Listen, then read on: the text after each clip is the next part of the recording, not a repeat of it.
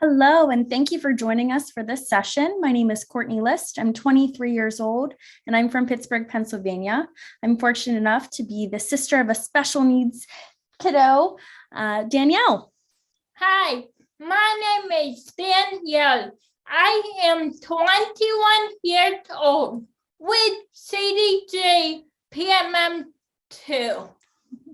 We're so excited to share our experiences as a special needs family today, and we hope that you find this discussion beneficial. Feel free to reach out, although we're not here in person. Feel free to contact us after. My information is on the last slide. More than happy to be a resource for you all.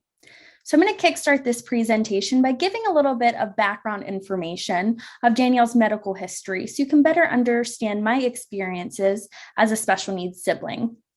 Dee here was delivered 4 weeks early at 4 pounds, 10 ounces, and she came home just 2 days after delivery. She struggled with feeding once she got home, and at 6 months, she was admitted to the hospital for failure to thrive. My parents took me to the hospital and I got to see Danielle. She had an IV in her head. So it was a little scary to see as a child. But it shows, as you can see here, that nothing was ever hidden from me as a child. And I think that really helped to normalize special needs for me at an early age. Danielle began to receive physical, occupational, and developmental therapy in the home 3 days a week. And she also began to receive conductive education in the home 1 day a week.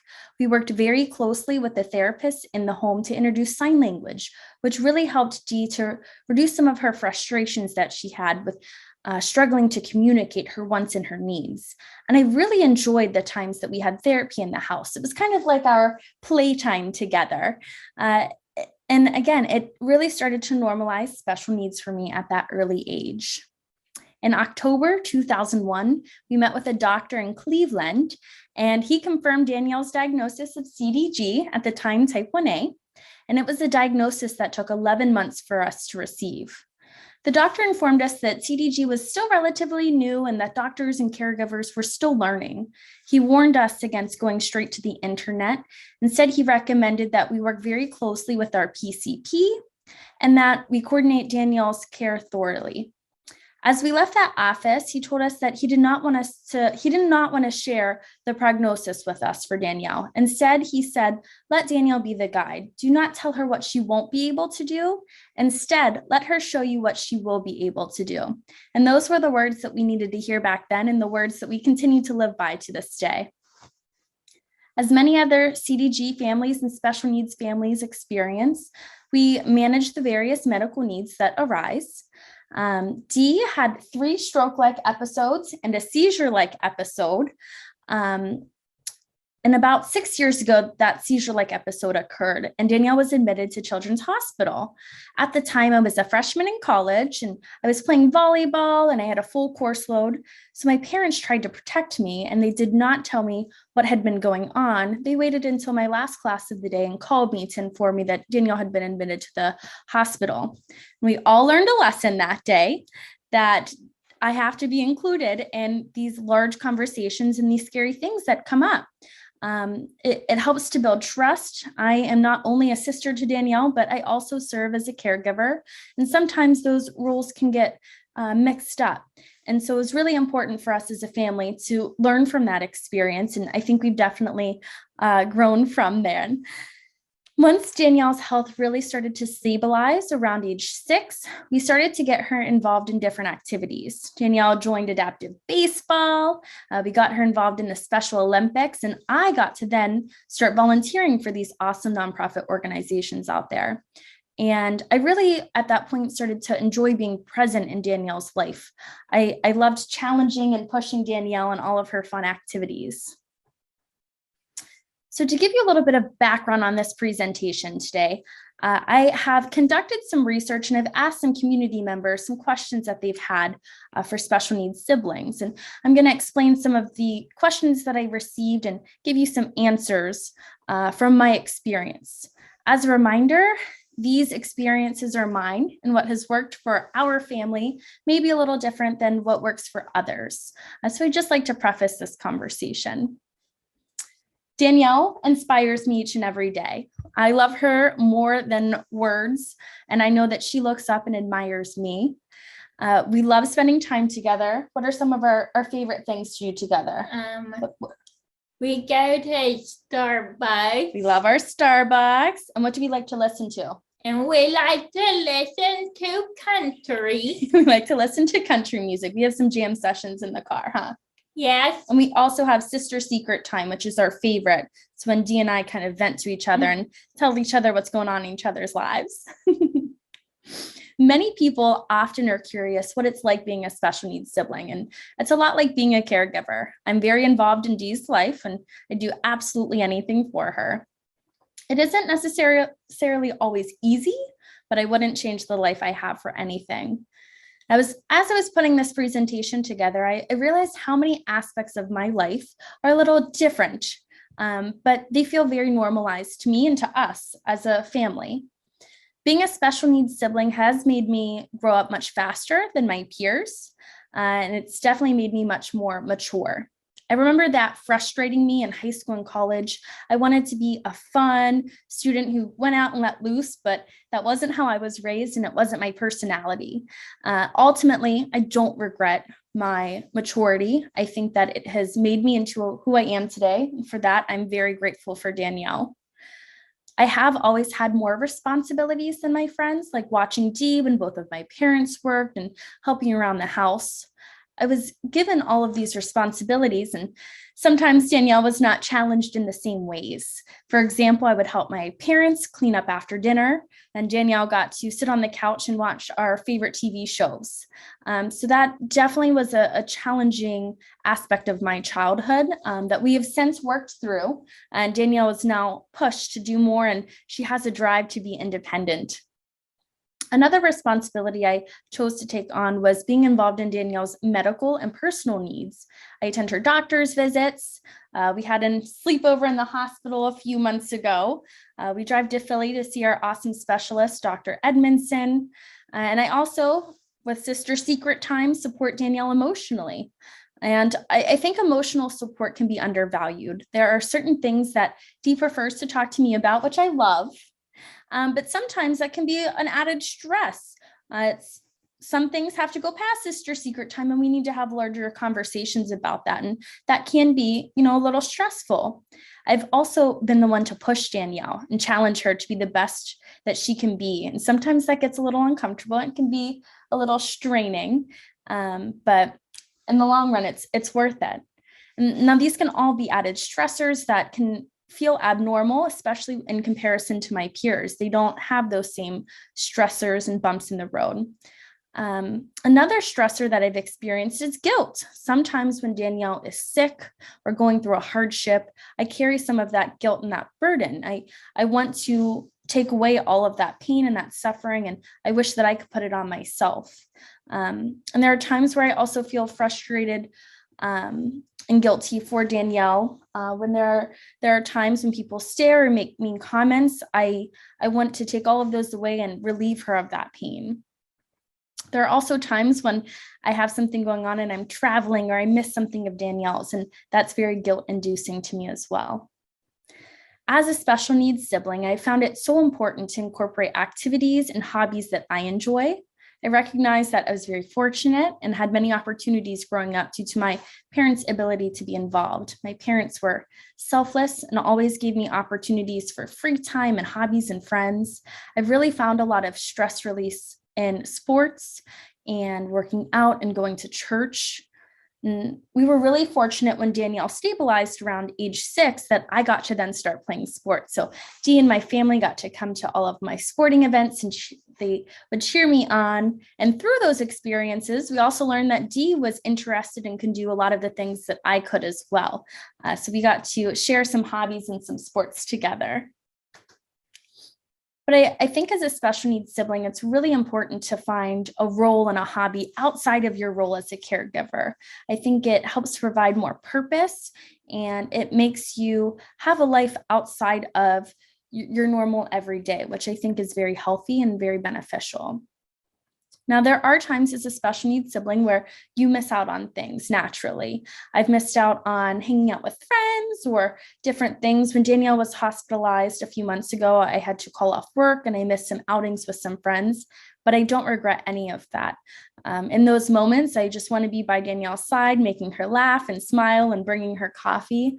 So it's never something that's ever felt burdensome to me, but I'm sure for some special needs kiddos out there and some siblings, it can be a stressful time that they have to miss out on some of their fun personal life activities. There are times where I have been frustrated for Danielle as well. Again, the stares and the comments, I get frustrated for Dee. Dee's also very smart, and she can tell when someone is not talking to her, but talking at her or around her and not giving her the respect that she deserves. And that's very frustrating to see. There are times that I've been frustrated at Danielle. Doesn't happen often, but sometimes she gets a little too sassy, a little too tooty. And there are also times when Danielle hasn't been challenged to the level that I've been challenged, especially as I mentioned earlier. Those are things that we continue to work on as a family and continue to communicate about.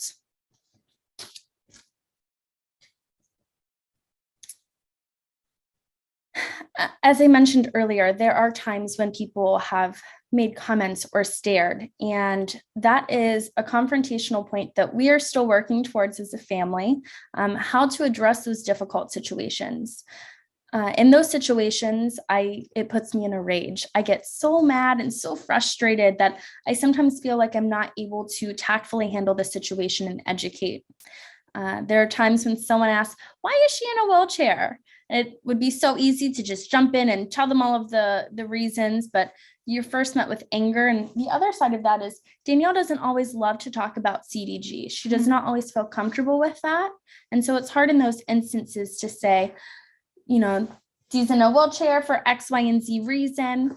And again, when people are rude or ignorant in public, it can be very challenging. There are many emotions that come up with being a special needs sibling, and it can be difficult to manage them. My parents luckily have been very supportive, and I feel comfortable talking with them directly. In high school, I did see a counselor, and that was very helpful. I've since stopped seeing that counselor, but after our last rare disease symposium, I left California really wanting to find a support group and a therapist who specialized in special needs siblings. It's something that fell off my priority list, but I think it's something that would be very beneficial and an awesome resource. And I know Andrea is working on some of those opportunities for us as a community. Some of the suggestions that I have for siblings who are just learning about their siblings' diagnosis. I highly recommend, just like that doctor told us in 2001, do not go to the internet, do not Google, do not let the internet tell you what their prognosis may be. Let them lead the way. And I would also say, stay involved to your comfort level. I'm a very involved sibling, but that's what works for me. So get involved to what feels right for you and always stay optimistic. It's not always easy. Not every day is a walk in the park, but the bond and the love that you will share together is unlike anything else. Speaking of bonds, one of the questions we received was, how do you tell your friends about your siblings' diagnosis? We've been very fortunate. It can be difficult for other siblings, but our friends have really been inclusive of Danielle. My friends are Danielle's friends. And I've just always been very open about Danielle's prognosis from the beginning. When we meet people, I'm an open book. And I think that that's been really helpful because it kind of helps you field who would be very beneficial to you in your life and who can't handle this situation. So being open up front has been helpful for us. And again, all of our awesome friends have been inclusive of Dee. They Snapchat, they text each other. And so that's what we look for in friends. Dee loves to hang out with our friends. We went to a Steelers game together with everyone. It's really beautiful when we can all bond together. In regards to looking for a partner, it can be difficult to find someone who's open and accepting to our situation. We recognize that our family is a little bit different. And I found it to also be difficult to navigate when to bring up certain aspects of our life, such as long-term care and future planning and genetic testing. Those are very emotional and sensitive topics, and finding out when the right time is to discuss those things with a partner can be challenging. We do often worry about long-term care. We have since the last CDG conference, we've since started working with a social worker to help us decide Danielle's next steps after she graduates college this year, and her 5-year plan, and what that continual future planning looks like. Something that we have started to talk more about is where Dee will live as an adult. She seems to be thriving in community environments, and she may end up choosing to live in a group home with the assistance of an aide. I also know that if it were up to Danielle, she would be living with me right now in the city. So those are things that we are starting to have larger conversations about. We're also starting to talk about being genetically tested. We were, as part of a study a few years ago, we were genetically tested to find out our different types. And I learned that I was a carrier for CDG. And that was very challenging for me emotionally to find out. Part of me feels like I might have found out a little too early and it made me nervous, but ultimately, I'm very glad that I know now and that I can be more prepared when planning for my future. A question that I think a lot of our CDG parents have is, what have your parents done well? What could they have worked on? And how have they provided you with support?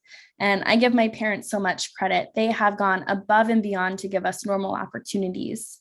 I think we all struggled at times to give Danielle that push that she needs. Sometimes it's easier to just pick up tasks and do them ourselves, but the college program that Danielle is in at Duquesne University in Pittsburgh teaches her a lot of life skills, and it's really teaching her how to vocalize her needs and advocate for herself and be more independent. And I think that has been a real wake-up call for all of us to continue to push her.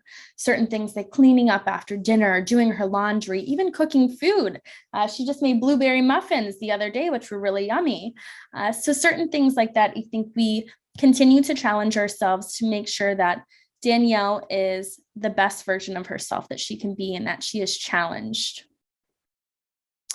Something that really helped me growing up was that my parents gave me one-on-one dates. These are memories that I still remember to this day, and I still cherish so much.